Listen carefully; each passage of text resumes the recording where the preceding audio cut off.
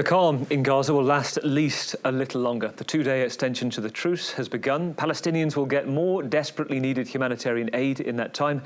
And it should mean the release of 20 more hostages freed by Hamas and 3 times that number of Palestinian prisoners released.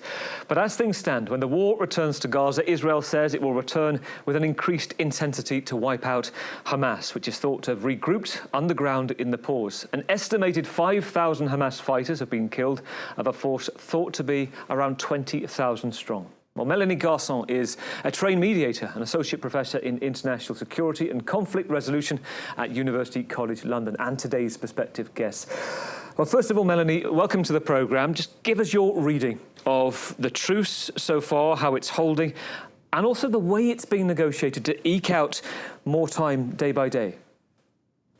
Good morning. And yes, it's a fragile truce. We've seen it extended now for 2 more days on similar terms that the last 4 days.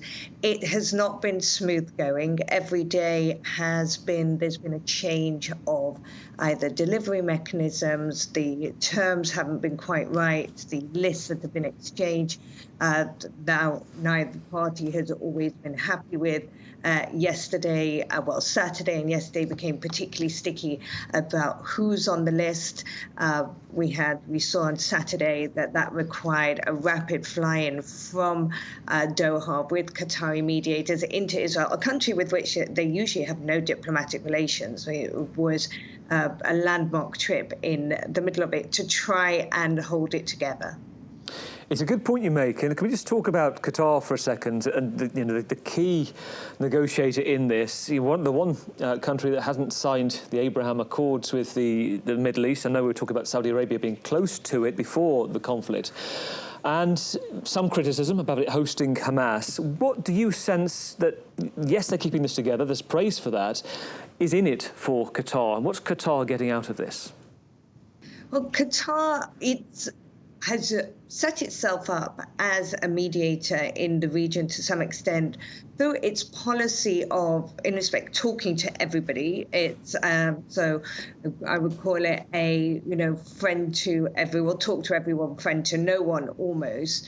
So it's an extension of their soft power. We've seen them work as mediators before. They have, in this particular respect, extraordinary power over this conflict because they haven't signed the Abraham Accords, one of the few countries that has relations with the US and is felt to be trusted by the Palestinian Authority because of their long history of their links of providing huge amounts of funds to Hamas and to the Palestinians as a whole.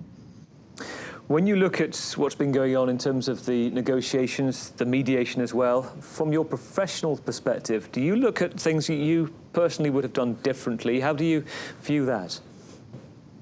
I think what jumped out to me right at the beginning, and I think it's a key to any agreement, and what I was looking for at the initial, when they announced the pause, was the dispute resolution mechanism of who was going to be the arbiter of when claims were made, either deliveries weren't being made or that the people on the list aren't correct. So I think that was the key thing that was in any agreement, the potential for dispute and whether it was clear of how that was going to be assessed.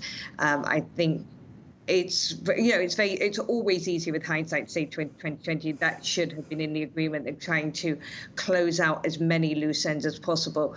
But in anything like this, particularly when it's as fragile as it is, where you've got people literally with hands on the trigger on either side to avoid any unwanted or mistaken escalation, I think elements like that need to be really closed out.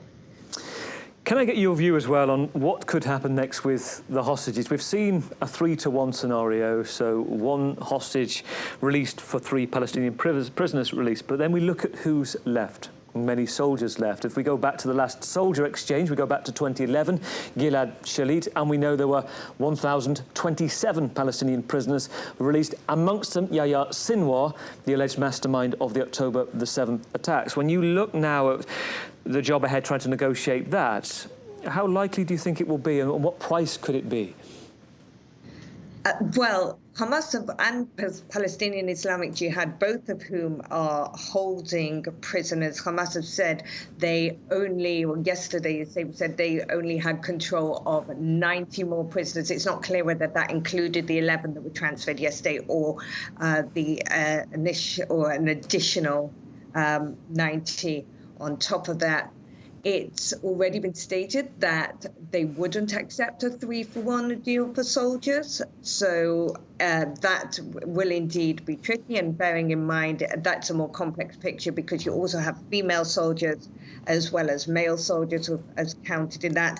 And again, there's sort of dispute of who are they counting as a soldier. Is it literally people that were arrested in uniform on that day? The reality is Israel does not hold enough prisoners in Israeli prisons, Palestinian prisoners, to do that kind of Gilad Shalit deal anyway. So they certainly wouldn't see the 1,000 for one. The people just aren't there.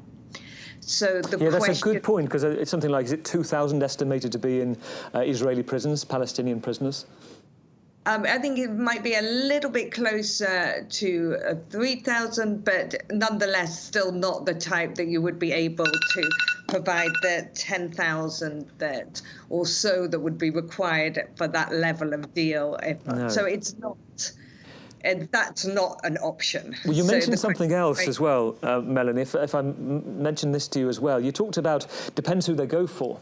Clearly, they're going to go for the senior figures, likes of Yahya Sinwar, somewhere underground, possibly in Khan Yunis, which is the next part of the operation. Are you surprised that we're still seeing Hamas press conferences taking place on a weekly basis in Beirut, in Lebanon?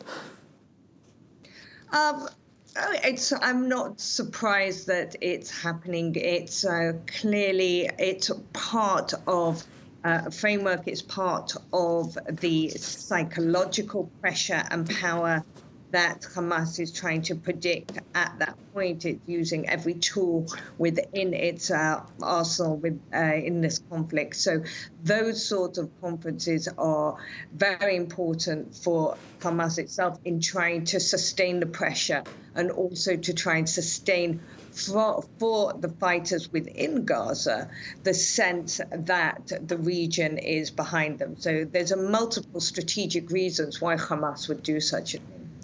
Melanie, great to have your voice here on France 24 and hear your thoughts. Melanie Garson, a trained mediator and associate professor in international security and conflict resolution at University College London, today's Perspective guest.